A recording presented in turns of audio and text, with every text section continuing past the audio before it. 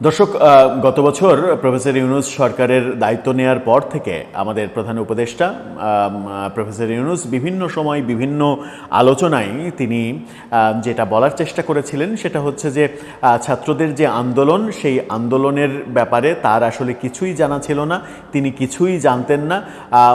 টেলিভিশনে পত্রিকায় যে নিউজগুলো পাচ্ছিলেন বিদেশে থেকে, সেই নিউজগুলোই দেখছিলেন, এছাড়া তার কিছুই জানা ছিল না।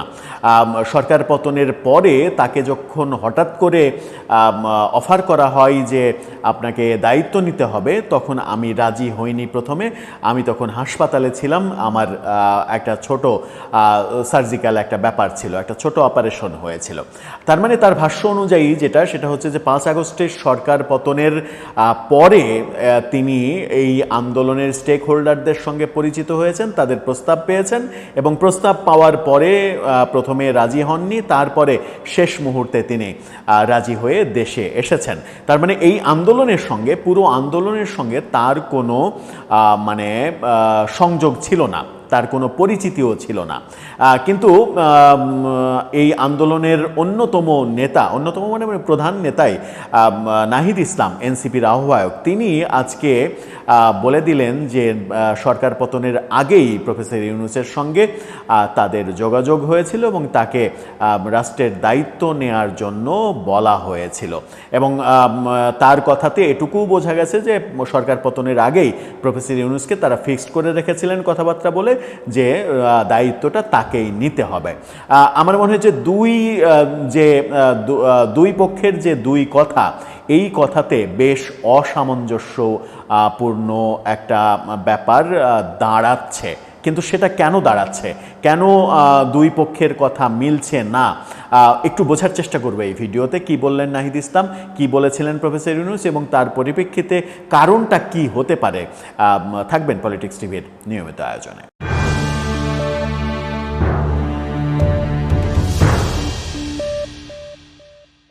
দর্শক, বলছিলাম নাহিদ ইসলামের কথা। আজকে তিনি আন্তর্জাতিক অপরাধ ট্রাইব্যুনালে শেখ হাসিনার যে বিচার প্রক্রিয়া চলছে সেখানে তিনি সাক্ষ্য দিয়েছেন দ্বিতীয় দিনের মতো। তিনি হচ্ছেন 47 নম্বর সাক্ষী এবং তার সাক্ষী দেওয়ার মাধ্যমেই সম্ভবত সাক্ষ্য গ্রহণের কাজ শেষ হয়ে যাচ্ছে, খুব দ্রুতই কাজ হয়ে যাচ্ছে সব কিছু।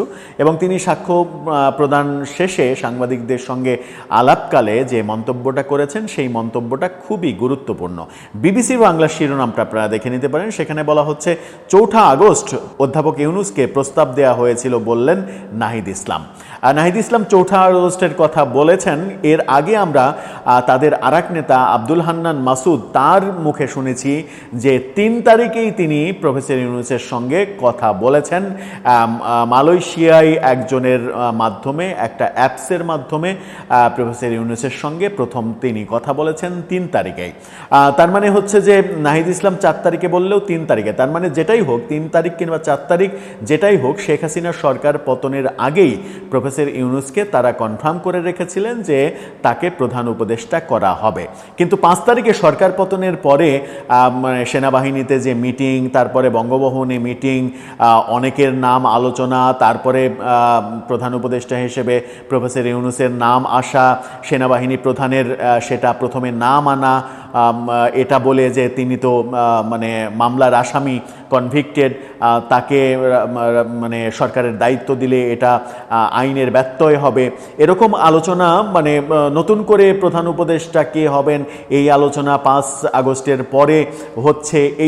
এই তথ্যগুলো যে আমরা জানতাম, সেই তথ্যগুলো তাহলে সঠিক নয়, সেখানে তথ্য বিভ্রাট রয়েছে। নাহিদ ইসলাম যেটা বলছেন সেটা হচ্ছে, নতুন সরকারের দায়িত্ব নেওয়ার জন্যই 4 আগস্ট অধ্যাপক ইউনূসের সঙ্গে যোগাযোগ করে প্রস্তাব দেওয়া হয়েছিল। এবং তিনি এটাও বলেছেন যে 3 আগস্ট যখন আমরা 1 দফার দাবি দিই, তখনই আমরা সিদ্ধান্ত নিয়েছি যে এই সরকার থাকছে না, আমাদের নতুন একজন সরকার প্রধান দরকার। তার মানে হচ্ছে যে আব্দুল হান্নান মাসুদের ওই মন্তব্যটাও মিলে যাচ্ছে যে 3 আগস্ট প্রফেসর ইউনূসের সঙ্গে প্রথম যোগাযোগ করা হয়।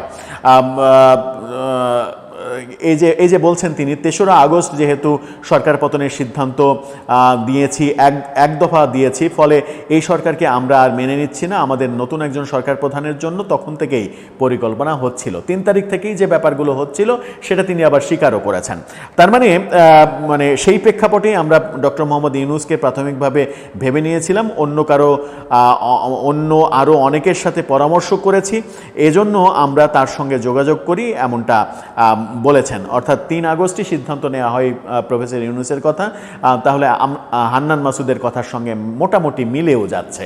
এখন যে কথাটা বলছিলাম যে প্রফেসর ইউনূস যে সরকারের দায়িত্ব নেওয়ার পরে বিভিন্ন জায়গায় বলেছিলেন যে সরকার পতনের আগে এই আন্দোলন কিংবা এই আন্দোলনের সঙ্গে সংশ্লিষ্ট কারো সঙ্গে কোনো কথা, কোনো পরিচিতি, কোনো কিছুই ছিল না। সরকার পতনের পরে হঠাৎ করে তারা ফোন দিল, ফোন দেওয়ার পরে আমি রাজি হইনি, যে কথাগুলো আমরা সবাই জানি। পরবর্তীতে জোরাজুরি করার পরে তিনি রাজি হন। তাহলে এই যে তথ্যের যে বিভ্রাট, দুই রকম তথ্য, এই দুই রকম তথ্য কেন? প্রফেসর ইউনূস কেন মানে এটা বলতে চান না যে 5 আগস্টের আগে এই আন্দোলনের সঙ্গে তার সংযোগ ছিল কিংবা এই আন্দোলনে তারও অবদান ছিল, এই আন্দোলনের স্টেক হোল্ডাররা তার সঙ্গে যোগাযোগ রাখতেন, এই ব্যাপারগুলো তিনি কেন অ্যাভয়েড করতে চান? এটার একটা পজিটিভ কারণ হতে পারে, সেটা হচ্ছে যে তিনি আসলে এই আন্দোলনের কোনো ক্রেডিট নিতে চান না। এই আন্দোলনে তার অনেক অবদান রয়েছে। এখন নাহিদ ইসলামের কথাতে বোঝা যাচ্ছে যে তাদের সঙ্গে আগে থেকেই একটা শলা পরামর্শ, আলাপ এগুলো হচ্ছিল। যদিও স্পেসিফিকলি হান্নান মাসুদ এবং নাহিদ ইসলাম 3 তারিখ 4 তারিখের কথা বলছেন, সেটা আগে থেকেও হতে পারে যে আগে থেকেও আলোচনা হচ্ছিল। সেই ক্ষেত্রে এমনটা হতে পারে, যদি পজিটিভ দৃষ্টিভঙ্গি থেকে দেখি, তাহলে প্রফেসর ইউনূস এই আন্দোলনের ক্রেডিটটা তিনি নিতে চান না, এই আন্দোলনে সংশ্লিষ্ট থাকার ন্যূনতম ক্রেডিটও তিনি চান না। পুরো ক্রেডিটটা তিনি ছাত্রদেরকে দিয়ে দিতে চান এবং পুরো ক্রেডিটটা দিয়ে দিতে চান বলেই আমেরিকায় ক্লিন্টন ফাউন্ডেশনের অনুষ্ঠানে গিয়ে মাহফুজ আলমকে মাস্টার মাইন্ড হিসেবে পরিচয় করিয়ে দিয়েছিলেন যে ছাত্ররাই এটা করেছে, ছাত্রদের মধ্যেই একজন ছাত্র এটার মাস্টার মাইন্ড, এটার সঙ্গে আমার দূরতম কোনো সম্পর্কও ছিল না। হঠাৎ করেই তারা আমার সঙ্গে কথা বলল এবং সরকার পতনের পরে দেশে সরকার নেই, কি অবস্থা হবে, কে দায়িত্ব নেবে, সেরকম পরিস্থিতিতে বারবার করে বলার পরে আমি রাজি হয়েছে। এখন এই যে ক্রেডিট নিতে না চাওয়া, এটা অনেকে অনেকভাবে দেখতে পারেন। কেউ এটাকে বলতে পারেন যে তিনি উদার মানসিকতার পরিচয় দিচ্ছেন, সেই কারণে ক্রেডিট নিচ্ছেন না।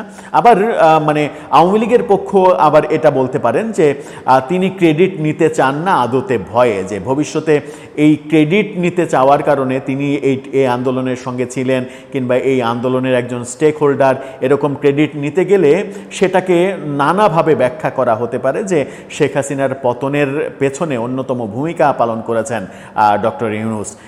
এই আলোচনাটা যেন কোনোভাবেই না আসে, সেই কারণেই হয়তো তিনি সচেতনভাবে এই ক্রেডিটগুলো নিতে চাননি কিংবা অ্যাভয়েড করে গেছেন।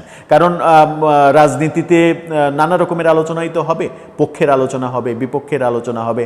যেটা আমি বললাম যে পজিটিভলি ভাবলে তিনি উদার মানসিকতার কারণে ছাত্ররাই সব ক্রেডিট পাক, তারাই গর্ব করুক যে তাদের দিয়েই সব কিছু হয়েছে, সেই কারণে তিনি ক্রেডিট নিতে চাননি। অথবা আর এক পক্ষ বলবে যে তিনি দূরতম ভবিষ্যতেও এই ক্রেডিট নেওয়ার ফলে যেন কোনো বিপদ না আসে, সেই কারণে ক্রেডিট নিতে চাননি। এরকম অনেক কিছুই হতে পারে। কিন্তু নাহিদ ইসলামের এই কথার মাধ্যমে যেটা বোঝা গেল সেটা হচ্ছে যে শেখ হাসিনা সরকার পতন এবং জুলাই আগস্ট আন্দোলনের পেছনে, আন্দোলনের মধ্যে অবশ্যই প্রফেসর ইউনূসের একটা পজিটিভ ভূমিকা ছিল এবং অংশগ্রহণ ছিল। আন্দোলনকারীদের সঙ্গে তার আগে থেকেই যোগাযোগ ছিল এবং আন্দোলনকারীরা তাকে বাছাই করেই রেখেছিলেন যে রাষ্ট্রের দায়িত্ব নিতে হবে, সরকারের দায়িত্ব নিতে হবে। সেই পথেই তিনি দায়িত্ব নিয়েছেন এবং দায়িত্ব পালন করছেন। এখন দায়িত্ব পালনকালে অনভিজ্ঞতার কারণে কিংবা তার পুরো উপদেষ্টা পরিষদের অনভিজ্ঞতার কারণে রাষ্ট্র পরিচালনায় হয়তো ব্যর্থতার পরিচয় দিচ্ছেন।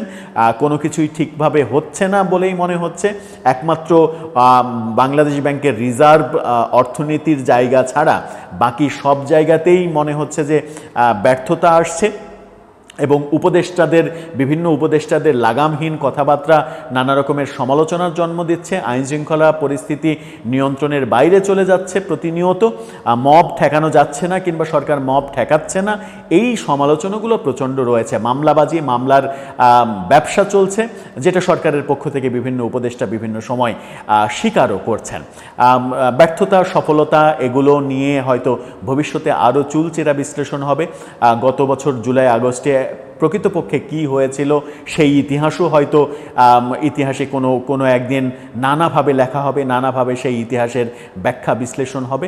এখনও হয়তো আমরা সেই ইতিহাসের পুরোটা জানি না, কিংবা শতকরা 1%ও জানি না, কিংবা জানার সুযোগ পাইনি।